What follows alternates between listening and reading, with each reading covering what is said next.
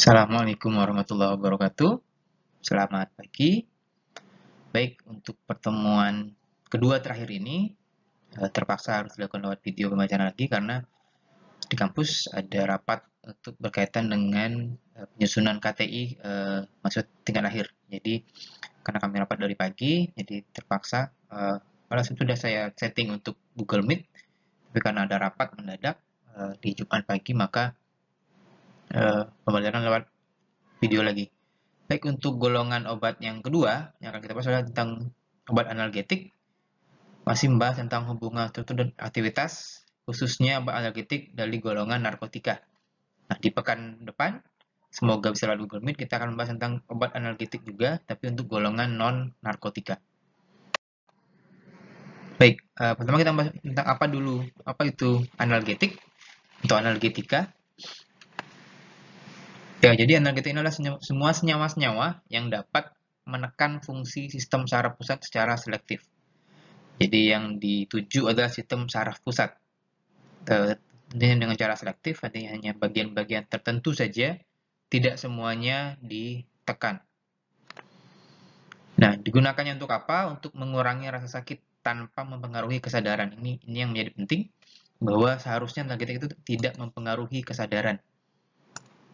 Jadi orang yang hilang sakitnya tapi tetap sadar, tidak pingsan atau kehilangan kesadaran. Kemudian bekerjanya adalah bagaimana dengan meningkatkan nilai ambang persepsi rasa sakit. Jadi misalnya awalnya ambangnya itu 2, itu sudah merasakan sakit, maka dengan adanya analgetik ini, maka ambang itu naik. Misalnya harus 4 dulu, baru si penderita mengalami sakit. Nah, ini dimaksud dengan meningkatkan nilai ambang persepsi rasa sakit. Nah, berdasarkan mekanismenya pada tingkat molekulnya, analgetik ini dibagi menjadi 2 golongan. Ada analgetik narkotika atau narkotik, kemudian analgetik non-narkotika. Hari ini kita akan membahas tentang analgetik narkotika.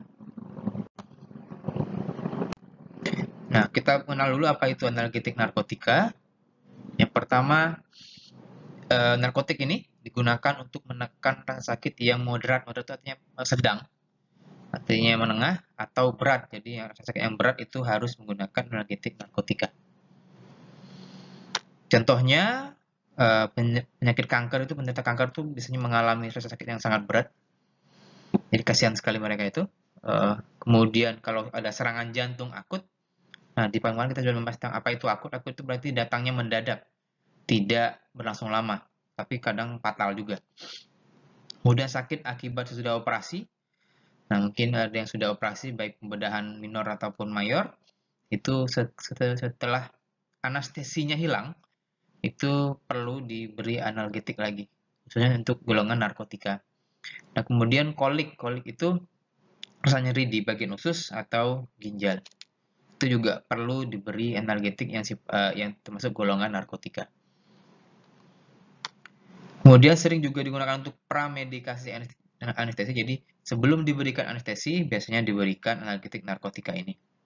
Bersama dengan atropin untuk mengontrol sekresi. Jadi ketika berlangsungnya operasi, maka perlu dikontrol sekresi, itu artinya pengeluaran baik urin cair maupun feses padat. Jadi termasuk ini fungsi dari analgetik diberikan bersama atropin. Jadi jangan sampai ketika pembedahan malah keluar urin dan fesesnya. Itu mengganggu proses operasi yang harusnya sifatnya aseptis. Kemudian, nah dibandingkan dengan golongan non-narkotika, golongan narkotik ini aktivitasnya jauh lebih besar. Nah, pada umumnya menimbulkan efek euforia. Euforia itu ada efek bahagia palsu ya, kebahagiaan sebentar atau palsu saat, sehingga banyak disalahgunakan. Makanya narkotik ini menjadi salah satu obat yang paling dijaga gitu. Nanti kan belajar juga mungkin sudah belajar di farmaseutika apotik bahwa obat-obat yang golongan narkotik ini disimpannya berbeda, penanganannya berbeda, pelaporan stoknya juga berbeda karena dia memang banyak disalahgunakan. Sangat banyak celah-celah untuk disalahgunakannya itu.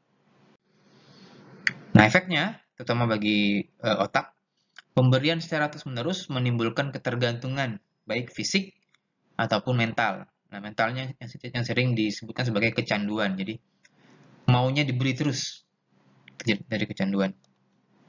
Nah, ini cepat sekali, mungkin hanya satu atau dua kali pemberian itu sudah menimbulkan efek ketergantungan ini atau kecanduan itu. Nah, kalau tiba-tiba diberhentikan, itu ada sindrom abstinence atau sindrom ketika tidak ada, abstain itu kan tidak ada, atau gejala withdrawal yang sering di bahasa populernya disebut sebagai sakau. Jadi badan itu, kalau tidak salah ada penjelasan mantan pengguna itu, pengguna narkotik itu, ya badannya gemetar, lemas, karena badan meminta narkotik itu masuk. Sebelum barang itu masuk, maka badan akan terus meminta. Withdrawal atau sakau ini. Memang bahaya sekali ini obat ini kalau disalahgunakan. Tapi kalau digunakan dengan tepat sesuai tujuan dan oleh orang yang berkompeten, tentunya menghasilkan efek farmakologis yang menguntungkan.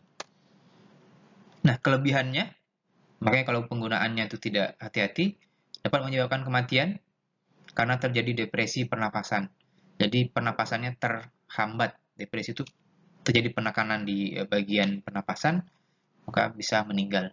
OD itu overdosis, maka bisa menghilangkan nyawa. Ini efek dari analgetik golongan narkotika. Efeknya sangat berat memang, makanya perlu diperketat distribusinya. Nah, mekanisme kerjanya, ini gambarnya. Reseptor ini adalah bagian tubuh kita. Ini adalah obatnya, contohnya adalah morfin, yang obat paling awal untuk analgetik golongan narkotika.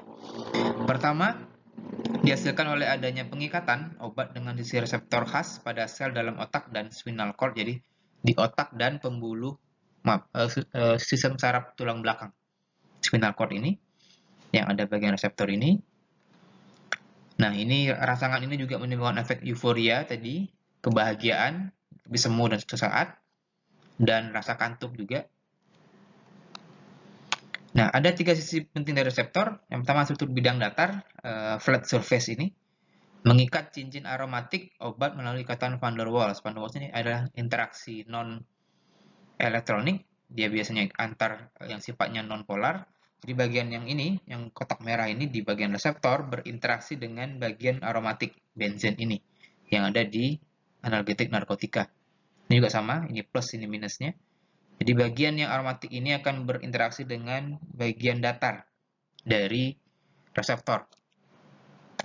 Kemudian bagian lainnya, anionik yang lingkaran biru, itu berinteraksi dengan pusat muatan positif pada obat. Anion itu muatannya negatif, maka hukum alamnya adalah suka dengan muatan positif. Dalam hal ini adalah N di sini. N di sini ada muatan positif karena berkaitan dengan H. Nah, karena dia muatan positif, berinteraksi dengan anionic site yang bermuatan negatif.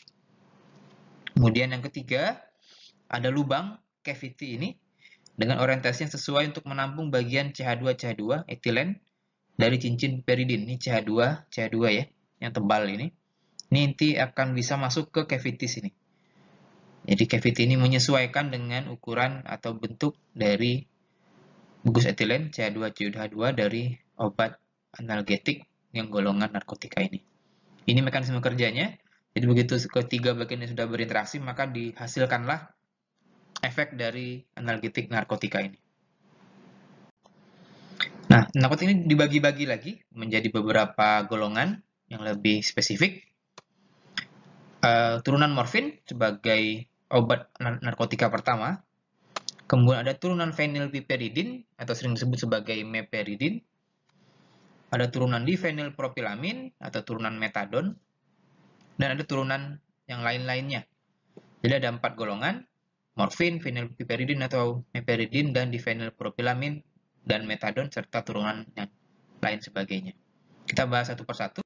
Untuk turunan morfin, itu didapat dari opium. Opium ini dari tanaman. Dia merupakan getah kering dari tanaman Papaver somniferum. Ini kebanyakan ada di Asia Tengah, Afghanistan. Tanamannya, kalau nggak salah bunganya itu berwarna ungu. Nah, dari bunga itu ada getahnya. Nah, itu yang diekstrak atau diambil dan diolah menjadi morfin. Nah, opium ini secara alami mengandung tidak kurang dari 25 alkaloid. Sekarang sudah belajar di farmakognosi, alkaloid itu adalah senyawa-senyawa alam yang mengandung N di sistem cincin. Kita lihat ada N di sana sebagai bagian dari sistem cincin. Nah, ini adalah contoh beberapa kandungan alkaloid dari opium. Ada morfin di sana, ada kodein yang mungkin lebih familiar juga, ada oripafin, ada tebain, ada papaverin dan noscapin. Ini contoh saja, ada setidaknya 25 alkaloid di dalam opium. Tapi ini 6 yang terpenting yang sering digunakan sebagai analgetik narkotika. Nah, karena memiliki tadi efek euforia, ini yang dicari oleh para penyalahguna narkotik, menghilangkan stres katanya, ada euforia, rasa senang sesaat, setelah itu ya stres lagi, makanya perlu mengkonsumsi lagi jadi terus-menerus, maka jadi ketergantungan. Distribusinya dikontrol secara ketat. Makanya tadi di apotek juga pemeriksaan oleh Balai POM untuk stok narkotik ini jauh lebih ketat dibandingkan obat-obatan bebas atau obat yang lainnya. Karena menyebabkan kecanduan, bagi peneliti yang berkompeten tentunya mencari turunannya, karena agar tidak mengulangi efek kecanduan. Turunannya yang ada tetap memiliki efek analgesik, namun efek kecanduannya lebih rendah. Jadi meningkatkan aktivitasnya sebagai analgesik, tetapi mengurangi efek kecanduannya. Nah, ketika kita tidak mau, misalnya setelah operasi, malah harus mengkonsumsi analgetik itu karena jadi kecanduan. Carilah turunannya yang masih tetap memiliki sifat analgesik tetapi tidak menimbulkan kecanduan atau lebih rendah. Nah, ini inti dari kita adalah membahas tentang hubungan, struktur, dan aktivitas dari senyawa turunan morfin. Ada beberapa bagian penting dari morfin, ada nitrogen tersier, itu berarti N yang mengikat 3 atom C lain. Kemudian alisiklik unsaturated ligand berarti jembatan alisiklik tidak jenuh, berarti rangkap. Ada ikatan rangkap di sana. Kemudian ada OH alkoholik, OH yang sifatnya alkohol. Kemudian jembatan ether bridge yang ini. Kemudian OH atau hidrosil group yang sifatnya fenol karena berikatan dengan benzen. Ini alkohol saja karena bukan benzen. Kalau ini OH-nya menjadi fenol karena berikatan dengan benzen. Nah, esterifikasi dan eterifikasi gugus hidroksifenol yang ini C3 ini OH ini akan menurunkan aktivitas analgesiknya. Maka dia tidak boleh diganti sembarangan. Kemudian esterifikasi dan oksidasi atau pengganti gugus hidroksil alkohol yang nomor 6 ini dengan halogen FClBrI atau hidrogen H dapat meningkatkan aktivitas analgesik.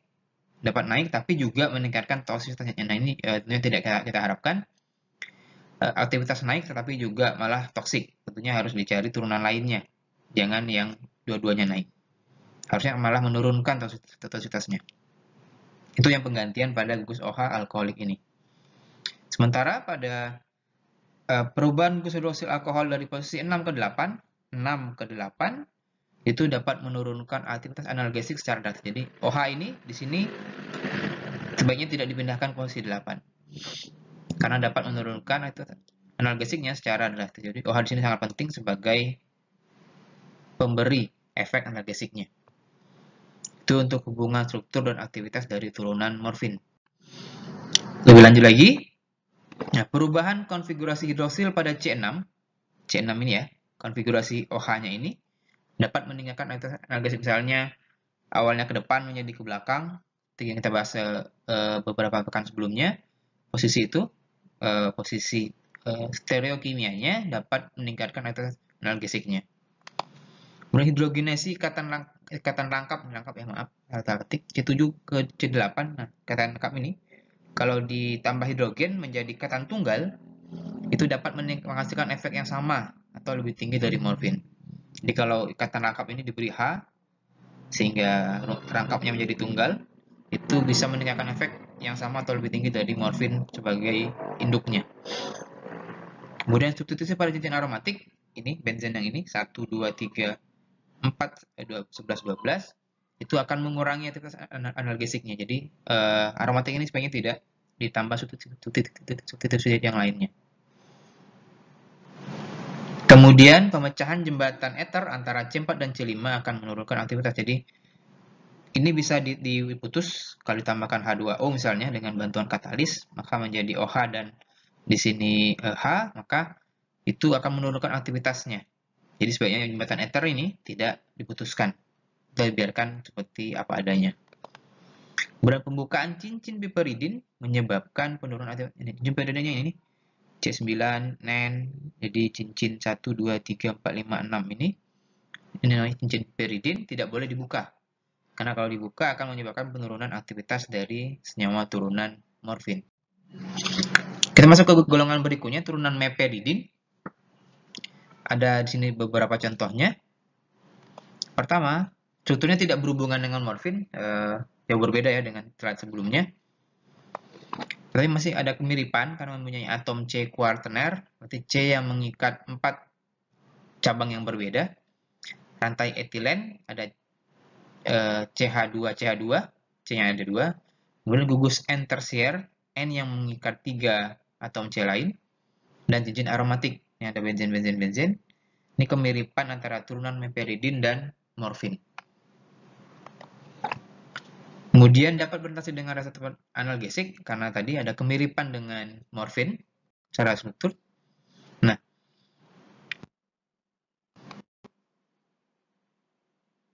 kemudian ada turunan metadon. Ada beberapa contohnya, ada metadon, ada asetil metadol, ada propoxyfen.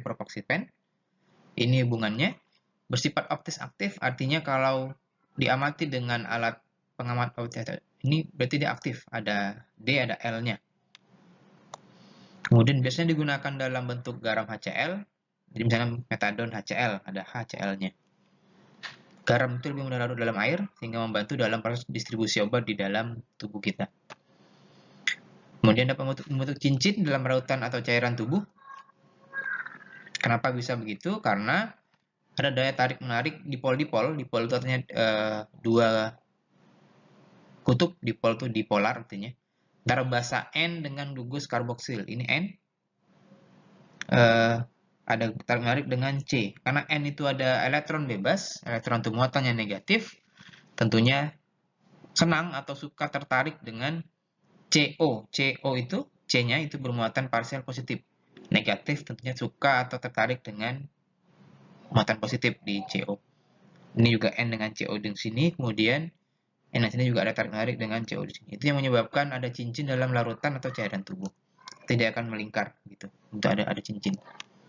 Ini untuk turunan metadon. Nah, ini untuk turunan yang keempat. Ada 2 obat. Ada tramadol. Ini mungkin cukup familiar. Efeknya melalui reseptor opiat seperti halnya opium tadi. Menimbulkan efek depresi pernapasan juga, makanya perlu dikendalikan. Dan kemungkinan resiko kecanduannya relatif kecil. Jadi tidak menimbulkan kecanduan seperti parahnya morfin tadi. Ini struktur tramadol ada plus minusnya, berarti dia optis aktif. Kemudian golongan obat yang kedua dari turunan narkotik yang lainnya adalah butorfanol. Ini efek anestesinya kuat, sehingga digunakan dalam semprot untuk mengatasi rasa nyeri yang sedang dan hebat.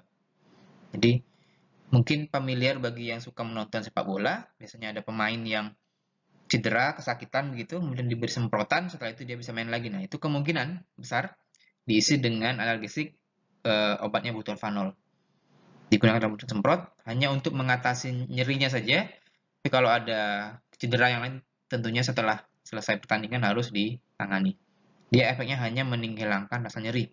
Seperti yang dibahas di awal, meningkatkan nilai ambang batas rasa nyeri. Jadi, kalau sudah hilang efeknya, maka akan nyerinya balik lagi kalau penyebab utamanya tidak ditangani dengan baik. Baik, ini untuk obat narkotika obat analgesik golongan narkotika yang materi kita pada pertemuan hari ini. Insya Allah, pekan depan semoga tidak ada halangan lain lagi. Kita akan bertemu lewat Google Meet untuk membahas tentang hubungan struktur dan aktivitas dari obat analgetika golongan non-narkotika yang lebih banyak daripada golongan narkotika. Baik, saya kira itu untuk pertemuan hari ini. Terima kasih, semoga bermanfaat. Jika ada pertanyaan, silakan ditanyakan di Google Classroom. Tugasnya adalah merangkum materi ini, kemudian dikumpulkan sebagai pengganti presensi pada pertemuan hari ini. Baik, saya kira untuk saya akhiri. Wassalamualaikum warahmatullahi wabarakatuh. Selamat pagi.